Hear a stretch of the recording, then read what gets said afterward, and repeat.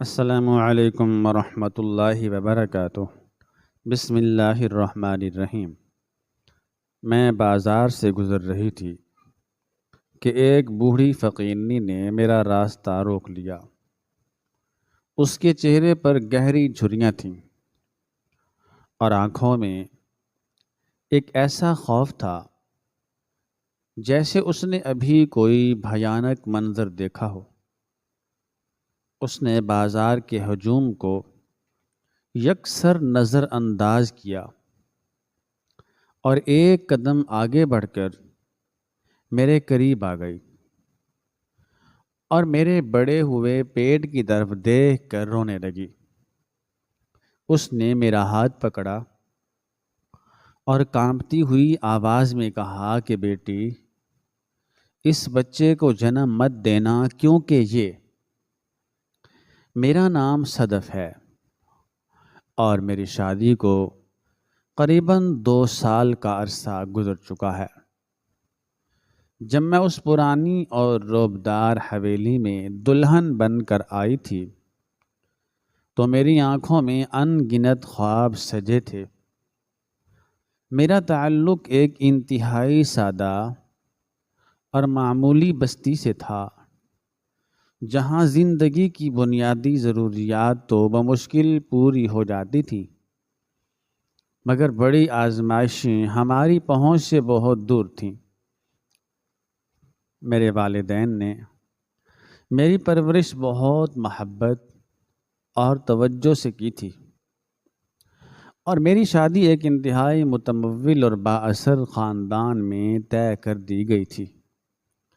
میرے شوہر اور میری ساس اس بہت بڑے گھر میں اکیلے رہتے تھے۔ ان کا رہن سہن بالکل شاہانہ تھا۔ شروع کے دن بظاہر بہت اچھے گزرے۔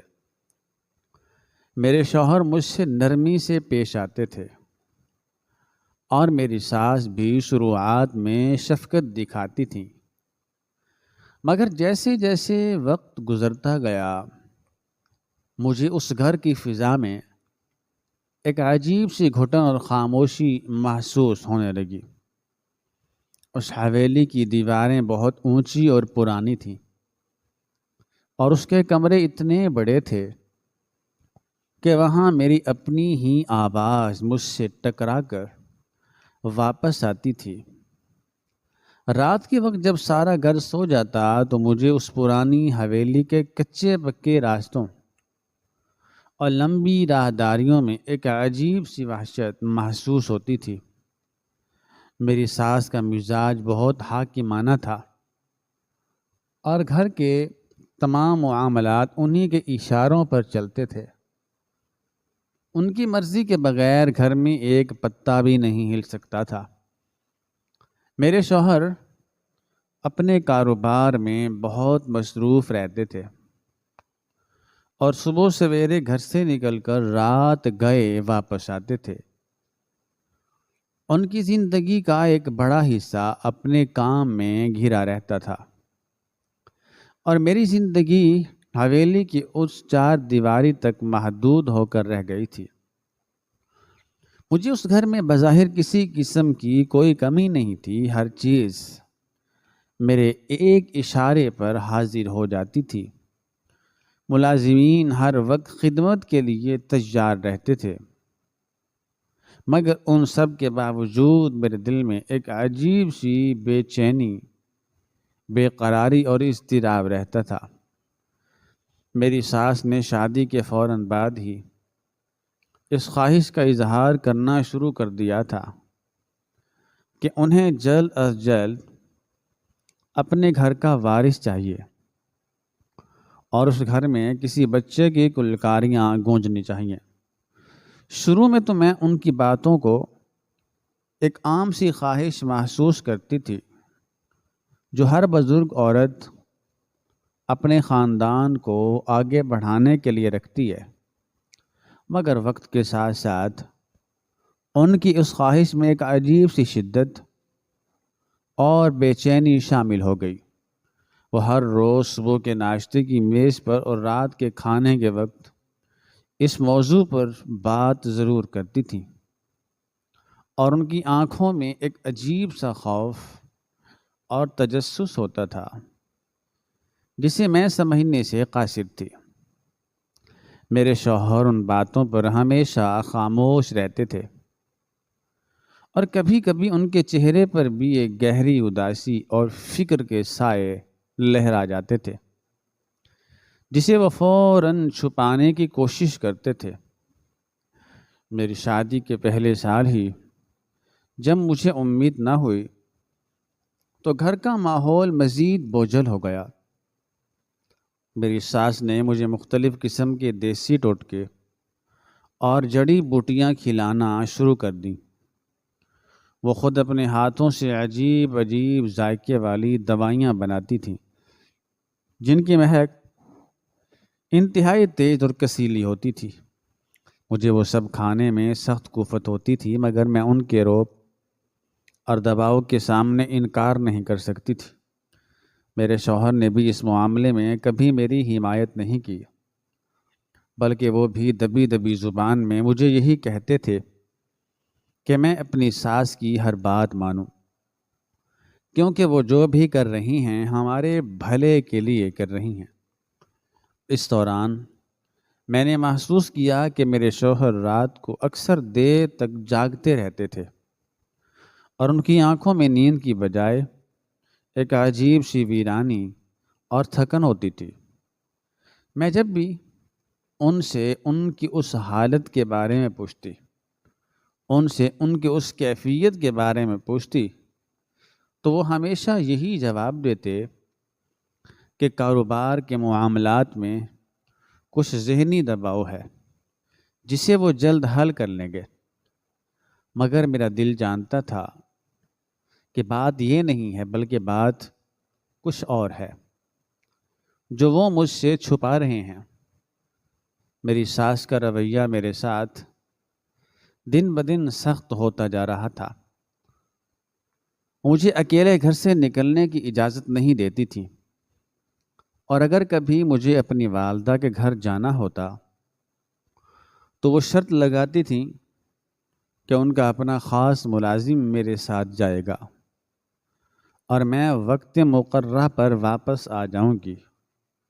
مجھے ایسے لگتا تھا جیسے میں کسی محلات میں نہیں بلکہ ایک سنہری پنجرے میں قید ہوں، جہاں میری ہر حرکت پر نظر رکھی جا رہی ہے۔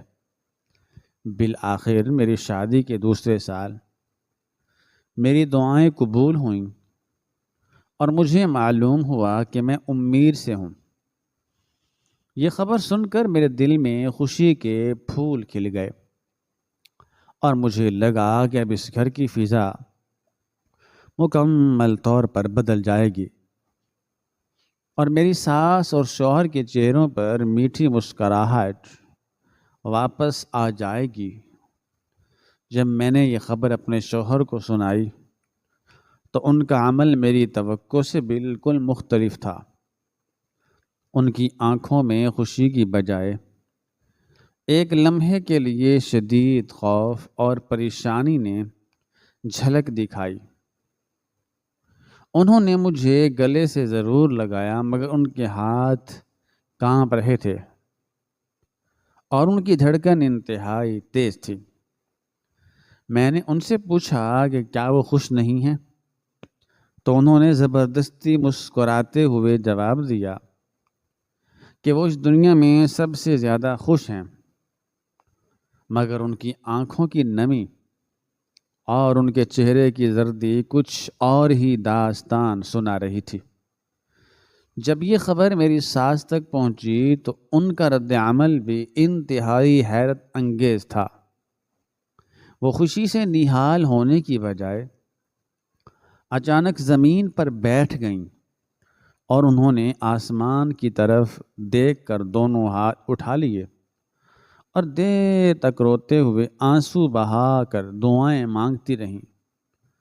ان کا رونا اور ان کی آواز میں اتنا درد اور خوف تھا جیسے وہ کسی بہت بڑے عذاب سے پناہ مانگ رہے ہوں۔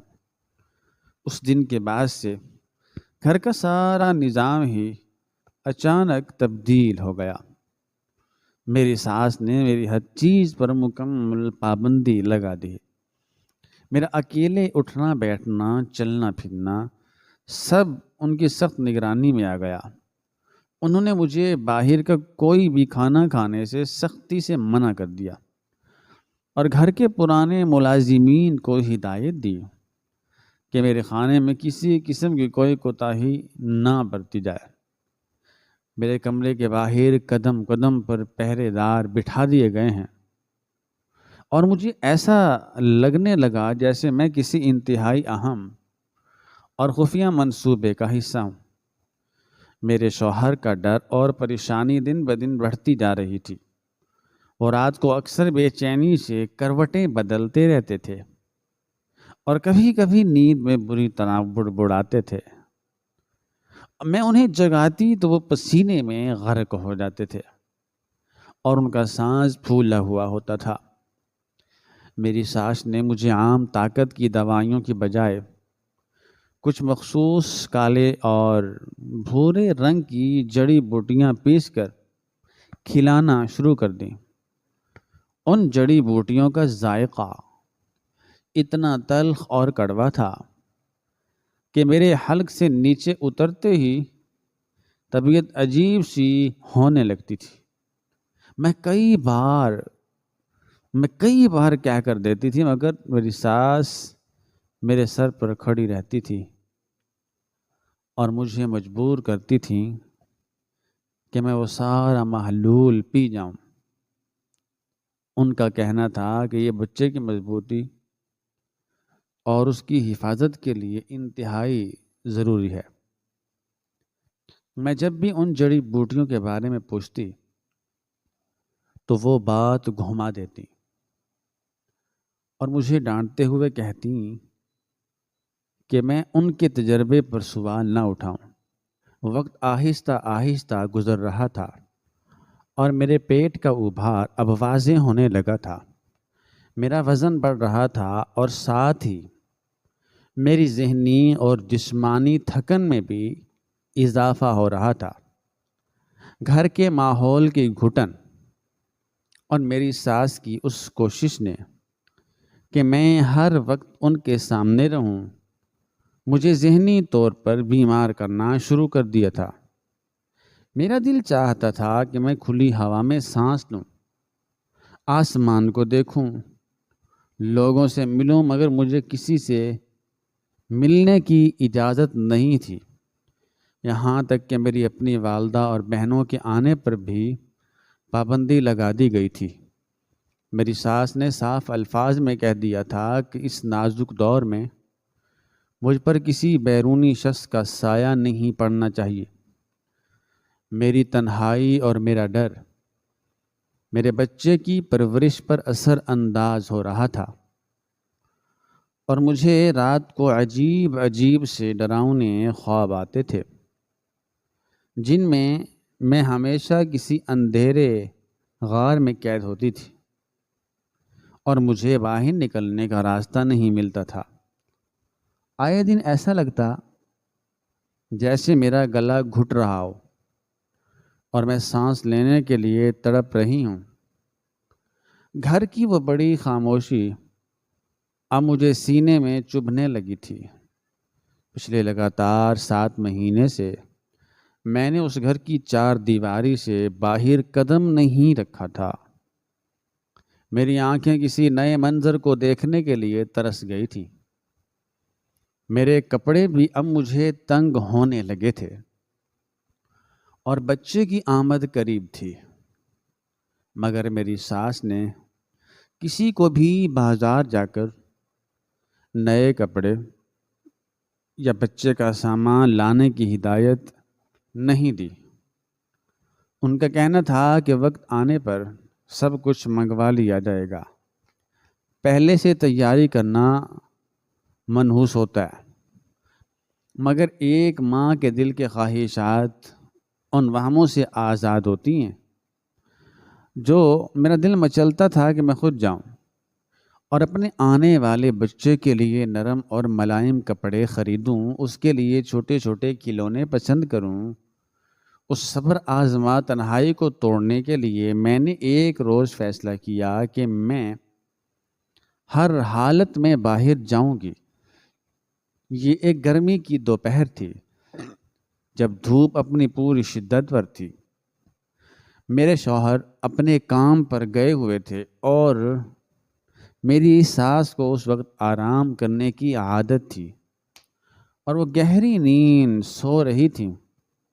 گھر کے ملازم بھی دھوپ کی وجہ سے اپنے اپنے کمروں میں آرام کر رہے تھے۔ مجھے لگا کہ اس سے بہتر موقع مجھے نہیں ملے گا۔ میں نے جلدی سے اپنی چادر لی اور کمرے سے باہر نکل آئی۔ دل کی دھڑکن انتہائی تیز تھی اور قدم بھاری تھے، مگر باہر کی دنیا کو دیکھنے کی تڑپ نے میرے ہر ڈر کو پیچھے چھوڑ دیا تھا۔ میں دبے پاؤں چلتی ہوئی گھر کے بڑے دروازے تک پہنچی۔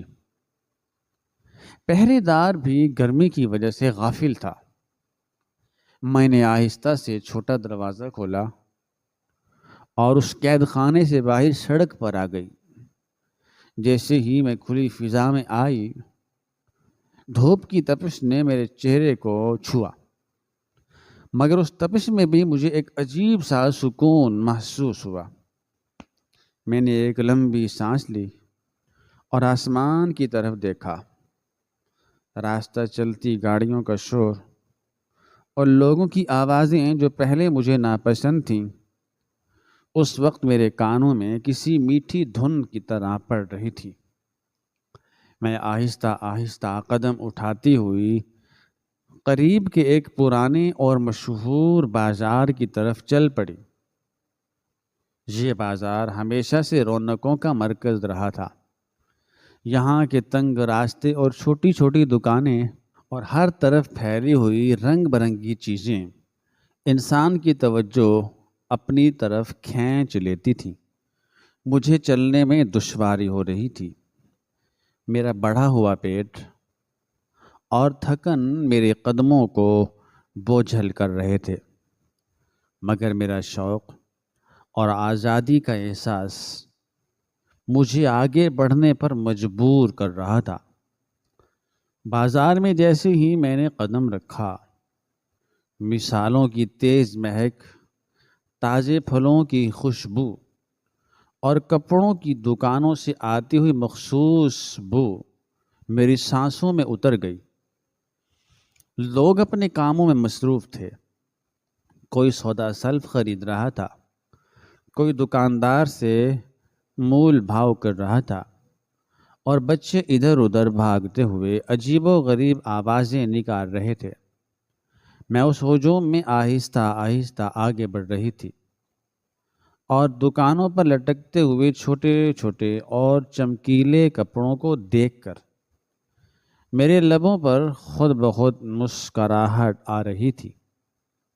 میں نے ایک دکان پر رک کر ایک سفید اور نیلے رنگ کا چھوٹا سا لباس اٹھایا۔ اس کا کچا دھاگا اور ملائم کپڑا میری انگلیوں کو چھو رہا تھا، اور میرے ذہن میں اپنا بچہ اس لباس کو پہنے ہوئے مسکراتا ہوا آ گیا۔ میں اس خیال میں مگن تھی اور میرے آس پاس کا شور جیسے تھوڑی دیر کے لیے مدھم پڑ گیا۔ دکاندار نے مجھ سے پوچھا کہ کیا مجھے اور بھی ایسی چیزیں دیکھنی ہیں، تو میں نے سر ہلا کر اس بات میں جواب دیا، اور اس نے میرے سامنے ایک پورا ڈھیر لگا دیا۔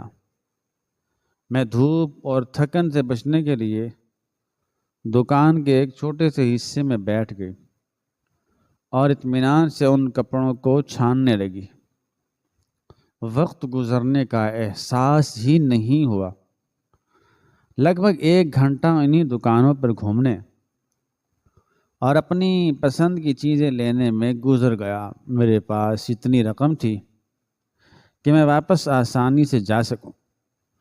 میں ان چھوٹے چھوٹے سامان کے تھیلوں کو اٹھائے دکان سے باہر نکلی اور بازار کی بڑی سڑک پر آ گئی۔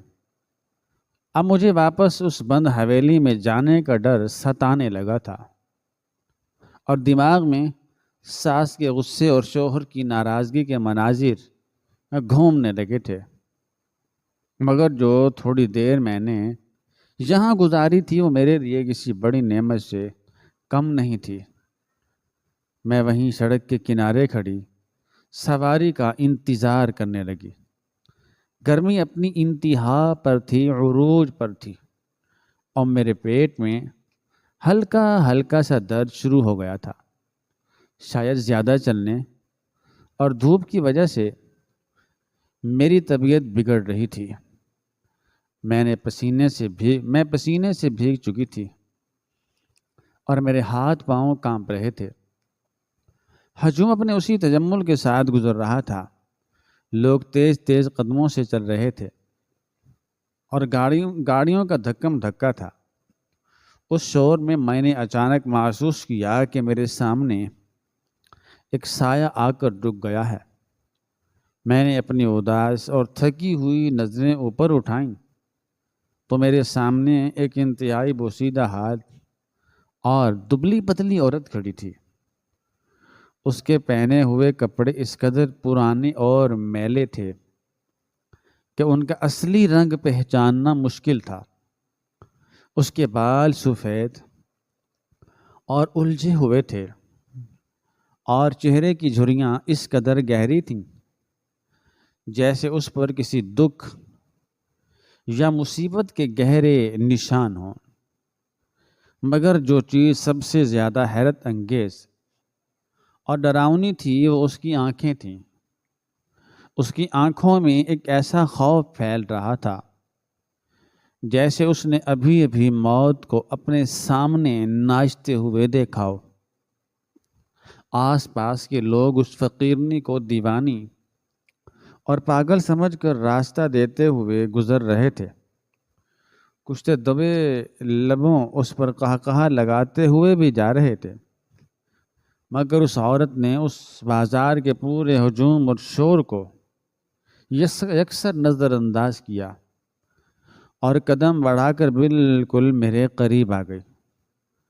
اس کی عجیب و غریب نظروں نے میرے جسم میں ایک سنسنی سی دوڑا دی تھی۔ میں نے تھوڑا سا پیچھے ہٹنے کی کوشش کی مگر میرا بدن مٹی کے ڈھیر کی طرح بھاری ہو چکا تھا۔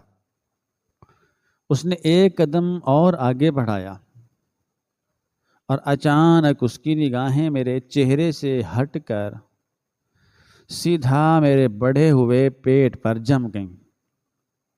اس کی نظروں میں جو پہلے صرف خوف تھا، اب وہاں ایک شدید حواس باختگی اور تکلیف ابھر آئی تھی۔ اچانک اس کی سوکھی اور کامتی ہوئی انگلیوں نے میرا دایاں ہاتھ اس قدر زور سے پکڑ لیا کہ میرے جسم کا خون جیسے جم گیا۔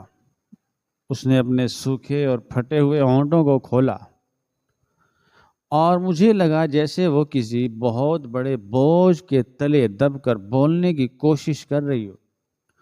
اس کا پورا وجود کانپ رہا تھا۔ اس نے میرے بڑے ہوئے پیٹ کی طرف اشارہ کیا اور دیکھتے ہی دیکھتے اس کی بھیانک آنکھوں سے آنسو بہنے لگے اور وہ رونے لگی۔ اس بوڑھی عورت کے رونے کی آواز میرے کانوں میں پگھلا ہوا سیسا بن کر اتر رہی تھی اور اس کی گرفت میرے ہاتھ پر اتنی مضبوط تھی کہ مجھے اپنی ہڈیوں میں شدید درد محسوس ہونے لگا۔ اس نے اپنے آنسو صاف کیے بغیر اپنے کانپتے ہوئے لب کھولے اور مجھے وہ تلخ اور بھیانک حقیقت بتائی جس نے میرے پیروں تلے سے زمین کھینچ لی اور میرے حواسوں پر ایک خوفناک سکتہ طاری کر دیا۔ اس نے روتے ہوئے مجھے خبردار کیا کہ بیٹی، اس بچے کو جنم مت دینا کیونکہ یہ تمہارے شوہر کی تیسری شادی ہے اور تم ان کی تیسری بیوی ہو۔ یہ سنتے ہی میرے دماغ میں جیسے ہزاروں بجلیاں ایک ساتھ کوند گئیں اور میری سانسیں میرے حلق میں اٹک کر رہ گئیں۔ مجھے ایسا لگا جیسے کسی نے میرا دل مٹھی میں لے کر زور سے دبا دیا ہو۔ میں نے حیرت اور صدمے سے اس کی طرف دیکھا تو اس نے اپنا سر اس بات میں ہلایا اور مجھے مزید تفصیل بتانے لگی کہ وہ کوئی عام بھکارن نہیں ہے، بلکہ وہ برسوں تک اسی حویلی کی خادمہ رہی ہے جہاں اب میں قیدیوں کی طرح رہتی ہوں۔ اس نے مجھے بتایا کہ میرے شوہر کی پہلی 2 بیویاں بھی میری ہی طرح بہت خوبصورت اور معصوم تھیں، اور وہ جب بھی امید سے ہوئی تھیں تو پوری حویلی میں خوشیوں کے شادیانے بجے تھے، مگر یہ خوشیاں بہت عارضی تھیں۔ اس بڑھیا نے اپنے سینے پر ہاتھ مارتے ہوئے مجھے بتایا کہ اس خاندان میں ایک ایسی نامعلوم اور خوفناک خاندانی بیماری موجود ہے جو صرف ان کے خون میں دوڑتی ہے اور پیدا ہونے والے ہر وارث کو اپنی لپیٹ میں لے لیتی ہے۔ اس نے مجھے وہ لرزہ خیز مناظر سنائے کہ جب پہلی بیوی کے ہاں بچہ پیدا ہوا تو چند ہی ماہ بعد اس کی ہڈیاں کمزور پڑنے لگیں، اس کا جسم نیلا پڑ گیا اور وہ معصوم جان تڑپ تڑپ کر انتہائی اذیتناک موت کا شکار ہو گیا۔ اس کے بعد اس حویلی میں صف ماتم بچھ گئی اور وہ بیوی صدمے سے پاگل ہو کر اپنے میکے واپس چلی گئی، مگر شوہر اور ساس کی وارث پانے کی ضد ختم نہیں ہوئی۔ انہوں نے دوسری شادی کی اور دوسری بیوی کے ساتھ بھی بالکل یہی سب کچھ دہرایا گیا، اور اس کا بچہ بھی اسی خاندانی اور موروثی بیماری کا شکار ہو کر خون کی قے کرتا ہوا ان کے ہاتھوں میں دم توڑ گیا، اور وہ دوسری بیوی اس غم کو برداشت نہ کر سکی اور موت کے منہ میں چلی گئی۔ اس بڑھیا نے میرے پیٹ کی طرف اشارہ کرتے ہوئے کہا کہ اس خاندان کا خون ایک لعنت ہے جو صرف موت کو جنم دیتا ہے، اور میری ساس اور شوہر صرف اپنی نسل بڑھانے کی اندھی ہوس میں معصوم جانوں کو اس دنیا میں لا کر تڑپا تڑپا کر مار رہے ہیں۔ انہیں کسی کی جان کی کوئی پرواہ نہیں ہے، وہ صرف اپنا نام زندہ رکھنا چاہتے ہیں۔ اس نے مجھ سے منت کی کہ میں اس بچے کو جنم دے کر اسے اس اذیت ناک موت کے حوالے نہ کروں اور اپنی جان بچا کر یہاں سے کہیں دور بھاگ جاؤں۔ وہ مسلسل رو رہی تھی اور اس کے آنسو میری کلائی پر گر کر مجھے جلا رہے تھے۔ یہ تمام باتیں سن کر میرے دماغ کی رگیں پھٹنے لگیں اور میرا پورا وجود پسینے میں شرابور ہو گیا۔ مجھے ایسا لگا جیسے اس بازار کا سارا ہجوم میرے گرد تیزی سے گھوم رہا ہو اور آسمان میرے سر پر گرنے والا ہو۔ سورج کی تپش اب مجھے محسوس نہیں ہو رہی تھی، بلکہ میرے اندر ایک ایسی آگ لگ چکی تھی جو میرے ہر خواب، ہر امید کو جلا کر راکھ کر رہی تھی۔ میری آنکھوں کے سامنے اندھیرا چھانے لگا اور میرے کانوں میں سائیں سائیں کی آوازیں آنے لگیں۔ میں نے اس عورت سے اپنا ہاتھ چھڑانا چاہا، مگر میرے اندر اتنی بھی طاقت نہیں بچی تھی کہ میں ایک قدم بھی اٹھا سکوں۔ وہ بڑھیا مسلسل روتی جا رہی تھی اور اس کی آواز ہجوم کے شور میں بھی میرے ذہن کو چیر رہی تھی۔ اس سے پہلے کہ میں اس سے مزید کچھ پوچھتی یا وہاں سے بھاگنے کی کوشش کرتی، میرے حواس میرا ساتھ چھوڑ گئے اور میں وہیں اس تپتی ہوئی سڑک پر بے ہوش ہو کر گر پڑی۔ میرا ذہن تاریکی کے ایک ایسے گہرے غار میں ڈوب گیا جہاں صرف ان دو معصوم بچوں کی چیخیں گونج رہی تھیں، جنہیں اس دنیا میں آنے کے بعد صرف درد اور موت ملی تھی۔ جب مجھے ہوش آیا تو میں اپنے اسی قید خانے یعنی اپنی حویلی کے اسی بڑے سے کمرے میں موجود تھی، جس کی دیواریں اب مجھے کاٹنے کو دوڑ رہی تھیں۔ میرے ماتھے پر ٹھنڈے پانی کی پٹیاں رکھی جا رہی تھیں اور کمرے میں ایک عجیب سی گھبراہٹ اور موت جیسی خاموشی طاری تھی۔ میں نے دھیرے سے اپنی بھاری آنکھیں کھولیں تو دیکھا کہ میرے شوہر میرے سرانے بیٹھے ہیں اور ان کا چہرہ پریشانی اور ندامت سے بالکل سفید پڑ چکا ہے۔ ان کی آنکھیں سرخ تھیں، جیسے وہ مسلسل روتے رہے ہوں، جبکہ میری ساس کمرے کے دوسرے کونے میں کھڑی ہاتھوں میں تسبیح پکڑے مسلسل کچھ پڑھ رہی تھی، اور ان کی آنکھوں میں شدید غصہ اور خوف ایک ساتھ جھلک رہا تھا۔ جیسے ہی میں نے حرکت کی، میرے شوہر نے میرا ہاتھ پکڑ لیا اور مجھ سے پوچھنے لگے کہ میں اکیلی اتنی گرمی میں باہر کیوں گئی تھی۔ کیا مجھے اپنی حالت کا اندازہ نہیں تھا؟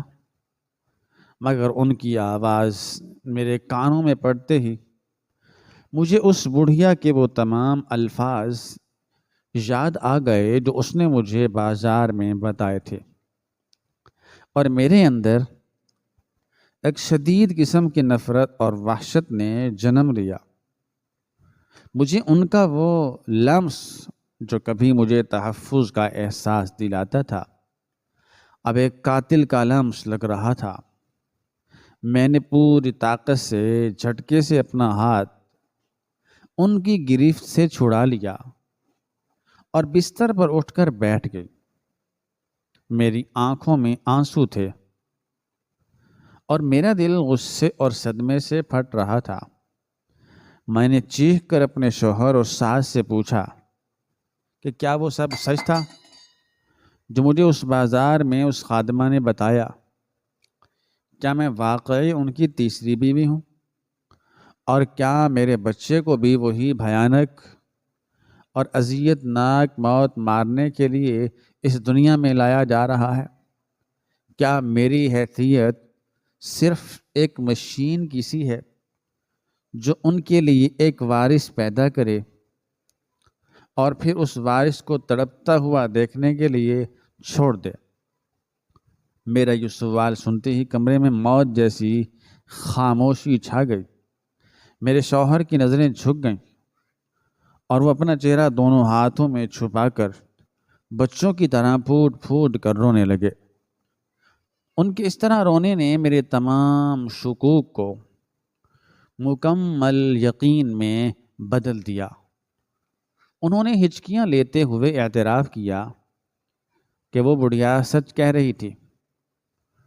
انہوں نے مجھ سے معافی مانگنے کی کوشش کی اور کہا کہ وہ مجبور تھے، وہ اپنے خاندان کا نام مٹتے ہوئے نہیں دیکھ سکتے تھے، مگر ان کی اس مجبوری نے میرے اندر رحم کی بجائے مزید نفرت بھر دی۔ میری ساس بھی اپنی جگہ پر ساکت کھڑی تھیں اور ان کے ہاتھ سے تسبیح چھوٹ کر زمین پر گر گئی تھی۔ میں نے روتے ہوئے ان دونوں پر اپنے غصے اور نفرت کا اظہار کیا اور انہیں ظالم اور خود غرض کہا، جو اپنی نسل چلانے کی خاطر مجھ جیسی معصوم جانوں سے کھیل رہے تھے۔ میں نے فیصلہ کر لیا کہ میں اب اس گھر میں ایک پل بھی نہیں رکوں گی اور اپنے بچے کو اس اذیت سے بچانے کے لیے کہیں دور چلی جاؤں گی۔ میں نے بستر سے اترنے کی کوشش کی تھی، مگر میری ٹانگوں میں جان نہیں تھی۔ میری ساس نے آگے بڑھ کر دروازہ سختی سے بند کر دیا اور مجھ سے انتہائی سرد لہجے میں کہنے لگیں کہ میں کہیں نہیں جا سکتی اور مجھے ہر حال میں اس بچے کو جنم دینا ہوگا۔ ان کا یہ آمرانہ اور بے حس رویہ دیکھ کر میرے اندر کی ماں جاگ اٹھی اور میں نے مکمل بغاوت کر دی۔ میں نے ان کی دی ہوئی ہر چیز کھانے پینے سے انکار کر دیا، خاص طور پر وہ کڑوی اور بدبودار جڑی بوٹیاں جو مجھے وہ زبردستی پلاتی تھیں۔ میں نے ٹھان لی کہ میں ان کا دیا ہوا کوئی ایک قطرہ بھی اپنے حلق سے نیچے نہیں اترنے دوں گی، چاہے میری جان ہی کیوں نہ چلی جائے۔ میں نے اپنے کمرے کی چیزیں اٹھا کر پھینکنا شروع کر دی اور چلا چلا کر کہا کہ میں اس قاتل خاندان کا وارث کبھی پیدا نہیں کروں گی۔ اگلے چند ماہ میرے اور اس خاندان کے درمیان ایک شدید اور اذیت ناک جنگ کا دور تھا۔ میں نے اپنے کمرے کو اندر سے بند کرنا شروع کر دیا، مگر میری ساس نے کمرے کا دروازہ ہی کلے کی طرح تڑوا دیا اور اس کی جگہ پردے لٹکا دیے تاکہ میری ہر حرکت پر نظر رکھی جا سکے۔ وہ ہر روز اپنے ہاتھوں میں وہ کڑوا اور کالا محلول لے کر آتی اور دو مضبوط خادماؤں کی مدد سے مجھے زبردستی پکڑ کر وہ بدبودار دوائی میرے حلق میں انڈیل دیتی۔ میں روتی، چلاتی، مزاحمت کرتی اور قے کرنے کی کوشش کرتی، مگر وہ تب تک میرے پاس پہرے داروں کی طرح کھڑی رہتی جب تک انہیں یقین نہ ہو جاتا کہ دوائی میرے معدے میں اتر چکی ہے اور ہضم ہو گئی ہے۔ اس کشمکش اور روزانہ کی کھینچا تانی میں میری حالت انتہائی خراب ہو گئی۔ میں سوکھ کر کانٹا ہو گئی اور میری آنکھوں کے گرد گہرے سیاہ حلقے پڑ گئے۔ میرے بال الجھ گئے اور میری رنگت پیلی پڑ گئی۔ مجھے ہر وقت اپنے بچے کی موت کا خوف ایک سائے کی طرح ستاتا رہتا۔ میں راتوں کو جاگ کر روتی رہتی تھی اور اپنے پیٹ پر ہاتھ رکھ کر اپنے اندیکھے بچے سے معافی مانگتی کہ میں اسے ایک ایسی تاریک دنیا میں لا رہی ہوں جہاں اس کے لیے صرف درد، بیماری اور موت لکھی ہے۔ میں اس سے وعدہ کرتی ہوں کہ میں اسے مرنے نہیں دوں گی، مگر میں جانتی تھی کہ میں کتنی بے بس ہوں۔ میرے شوہر میری یہ حالت دیکھ کر تڑپ جاتے۔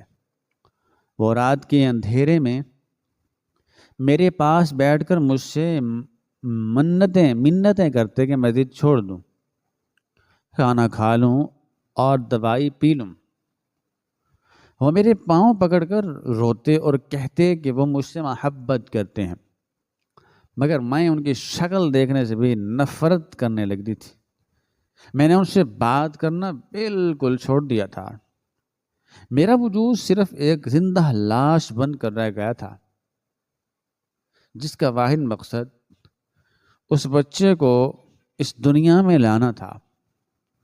وقت اپنی سست اور اذیت ناک رفتار سے گزرتا رہا اور بالآخر وہ مشکل ترین دن آ گیا جب مجھے درد ذیل شروع ہوا، اور وہ درد اتنا شدید اور جان لیوا تھا کہ مجھے لگا میری روح قبض ہو رہی ہے اور میری جان نکل جائے گی۔ حویلی کے اندر ہی ایک ماہر دائی اور کچھ ڈاکٹروں کو بلا لیا گیا۔ کمرے کو ہر طرف سے بند کر دیا گیا تھا اور مجھے ایسا لگ رہا تھا جیسے میں کسی ذبح خانے میں ہوں جہاں میری اور میرے بچے کی قربانی دی جانے والی ہے۔ میری ساس مسلسل میرے پاس کھڑی تھی اور ان کے چہرے پر بھی ایک عجیب سی اذیت اور بے چینی تھی۔ ان کے ہونٹ مسلسل کانپ رہے تھے اور وہ کوئی دعا پڑھ رہی تھی۔ گھنٹوں کی طویل اور تکلیف دہ مشقت کے بعد جب میرے اندر ہمت کا آخری قطرہ بھی ختم ہو چکا تھا، بالآخر ایک زوردار رونے کی آواز آئی، کمرے کی خاموشی کو چیرتی ہوئی۔ دائی نے خوشی سے چلا کر بتایا کہ بیٹا ہوا ہے۔ یہ سنتے ہی میرے شوہر کمرے کے اندر بھاگتے ہوئے آئے اور میری ساس نے سجدے میں گر کر زاروں قطار رونا شروع کر دیا۔ مجھے میرا بچہ دکھایا گیا، وہ ایک انتہائی خوبصورت اور صحت مند لڑکا تھا، جس کا رنگ بالکل دودھ جیسا سفید اور گال سرخ تھے۔ اس کی آنکھیں چمکدار اور معصومیت کا پیکر تھیں۔ اس کی معصومیت دیکھ کر میرے اندر ممتا کا ایک ایسا شدید طوفان اٹھا جس نے میرے تمام دکھ، درد اور تھکن کو ایک لمحے کے لیے بھولا دیا۔ میں نے اپنے کانپتے ہوئے ہاتھوں سے اسے اپنے سینے سے لگا لیا اور میرے آنسو اس کے چھوٹے اور گرم چہرے پر گرنے لگے۔ میں نے اس کی مہک کو اپنی سانسوں میں اتارا، مگر یہ خوشی اور سکون صرف چند لمحوں کا تھا، کیونکہ فوراً ہی مجھے اس خاندانی بیماری کا خیال آ گیا جو ایک وحشی درندے کی طرح اب تک اس خاندان کے ہر وارث کو نگل چکی تھی۔ میں نے خوف سے اپنے بچے کو دیکھا اور مجھے لگا کہ جیسے موت اس کے سر پر کھڑی مسکرا رہی ہو اور اپنے وقت کا انتظار کر رہی ہو۔ بچہ تو پیدا ہو گیا تھا، مگر اب اصل امتحان اور خوف کا انتہائی اذیتناک دور شروع ہوا تھا۔ وہ بڑھیا بتا چکی تھی کہ بیماری کے اثرات پیدائش کے چند ماہ بعد ظاہر ہونا شروع ہوتے ہیں۔ ہر گزرتا دن میرے لیے ایک عذاب سے کم نہیں تھا۔ میں راتوں کو سوتی نہیں تھی اور ہر وقت اپنے بچے کی سانسوں کی آواز کان لگا کر سنتی رہتی۔ اس کے ذرا سے رونے پر میرے دل کی دھڑکن رکنے لگتی کہ کہیں اسے کوئی تکلیف تو شروع نہیں ہو گئی اور کہیں وہ بیماری جاگ تو نہیں گئی۔ میں اس کے جسم کا چپا چپا بغور دیکھتی، اس کی ہڈیوں کو چھو کر محسوس کرتی کہ کہیں کوئی نیلا نشان تو نہیں پڑ رہا، یا اس کا جسم ٹھنڈا تو نہیں ہو رہا۔ وہ تھوڑا سا بھی دودھ الٹتا تو میری چیخیں نکل جاتی ہیں اور میں پاگلوں کی طرح رونے لگتی۔ میری ساس اور میرے شوہر بھی ایک عجیب سے خوف اور اضطراب میں مبتلا تھے۔ وہ بھی بچے پر مسلسل پہرے داروں کی طرح نظر رکھے ہوئے تھے اور گھر میں ہر وقت ایک تناؤ اور خاموشی کی کیفیت رہتی تھی۔ کوئی بھی اونچی آواز میں بات نہیں کرتا تھا، جیسے خوف کا کوئی پہرا بیٹھا ہوا ہو۔ مگر وقت کے ساتھ ساتھ ایک انتہائی حیرت انگیز اور ناقابل یقین بات ہونے لگی۔ میرا بچہ باقی عام بچوں کی طرح بہترین انداز میں پروان چڑھ رہا تھا۔ اس کی ہڈیاں کمزور ہونے کی بجائے مضبوط ہو رہی تھیں۔ وہ اپنے وقت پر مسکراتا، ہاتھ پاؤں مارتا اور دودھ پیتا۔ اس کی مسکراہٹ میں کوئی درد چھپا ہوا نہیں تھا اور وہ بالکل صحت مند اور توانا تھا۔ دن ہفتوں میں اور ہفتے مہینوں میں بدلتے گئے، یہاں تک کہ وہ خونی اور منحوس وقت بھی مکمل طور پر گزر گیا جس میں اس بیماری نے پچھلے بچوں کو اپنا بے رحم شکار بنایا تھا۔ میرا بچہ اب 6 ماہ کا ہو چکا تھا اور وہ اپنے گھٹنوں کے بل چلنے لگا تھا۔ اس کے جسم پر کسی قسم کی بیماری کا کوئی ایک معمولی سا نشان بھی ظاہر نہیں ہوا تھا۔ وہ پورے گھر میں ہنستا کھیلتا اور سب کی توجہ کا مرکز بن چکا تھا۔ ایک دن جب میں صحن میں بیٹھی اسے مٹی میں کھیلتے ہوئے دیکھ رہی تھی اور میرے دل میں خوف اور حیرت کی ایک عجیب سی جنگ چل رہی تھی، کہ یہ معجزہ کیسے ہو گیا، تو میری ساس دھیرے قدموں سے چلتی ہوئی میرے پاس آ کر بیٹھ گئیں۔ ان کی آنکھوں میں آنسو تھے، مگر ان کے چہرے پر ایک ایسا گہرا سکون تھا جو میں نے پچھلے 2 سالوں میں کبھی نہیں دیکھا تھا۔ انہوں نے اپنے کامتے ہوئے اور بوڑھے ہاتھوں سے میرا ہاتھ پکڑا اور پھوٹ پھوٹ کر رونے لگیں۔ ان کے رونے میں ایک عجیب سی راحت تھی۔ انہوں نے مجھ سے روتے ہوئے معافی مانگتے ہوئے کہا کہ وہ جانتی ہیں کہ انہوں نے مجھ پر بہت ظلم کیا ہے، مجھے قید رکھا، مجھ پر زبردستی کی اور مجھے ذہنی اذیت دی، مگر ان کے پاس اور کوئی راستہ نہیں تھا۔ انہوں نے مجھے وہ حیران کن سچائی بتائی جس نے میرے ذہن کے تمام بند دروازے ایک ہی جھٹکے میں کھول دیے۔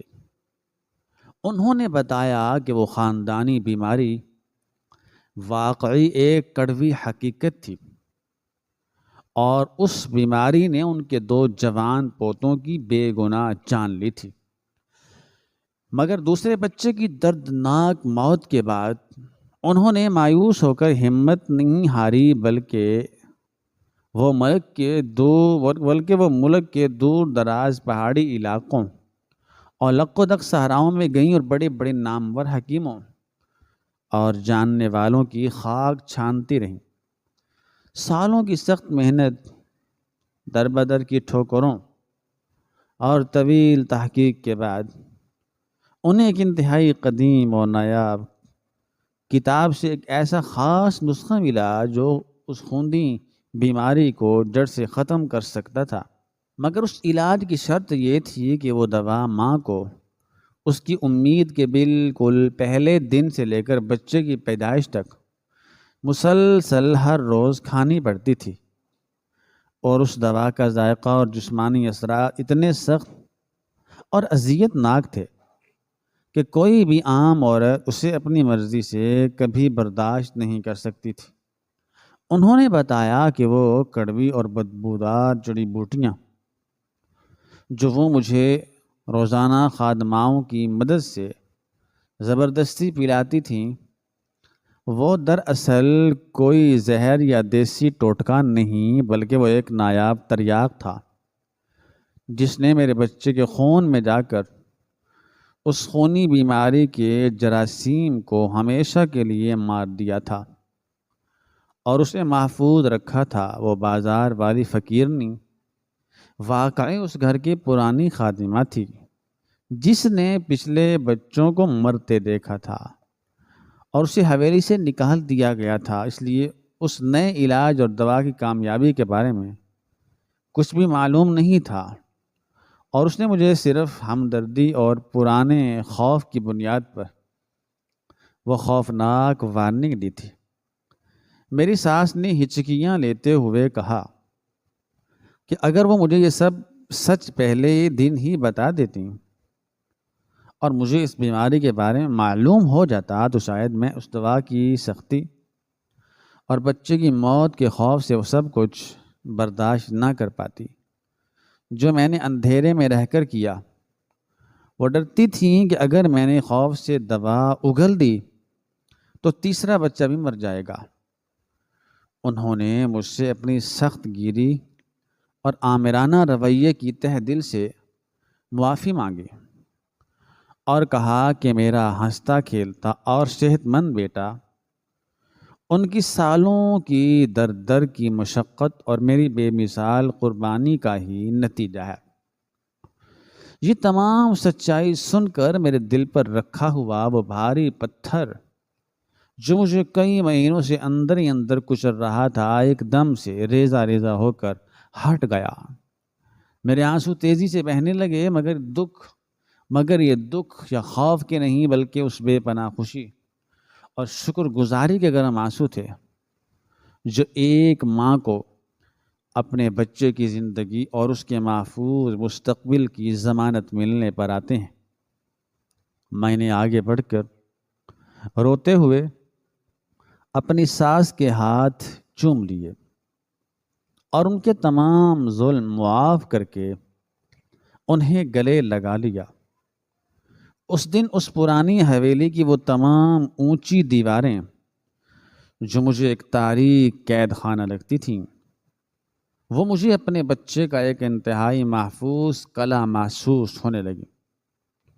میرے شوہر بھی وہاں آ گئے۔ ان کے چہرے پر بھی ندامت کے ساتھ ساتھ ایک فاتحانہ مسکراہٹ تھی، اور ہم تینوں نے مل کر اپنے صحت مند اور مسکراتے ہوئے بچے کو گلے لگا لیا، اور اس گھر میں پہلی بار کوئی خوف، وحشت اور سہمتی ہوئی خاموشی نہیں تھی، بلکہ صرف اور صرف ایک سچی اور پرسکون خوشی گونج رہی تھی، جس نے اس خاندان کے اس پرانی اور خونی لعنت کو ہمیشہ کے لیے مات دے کر ختم کر دیا تھا۔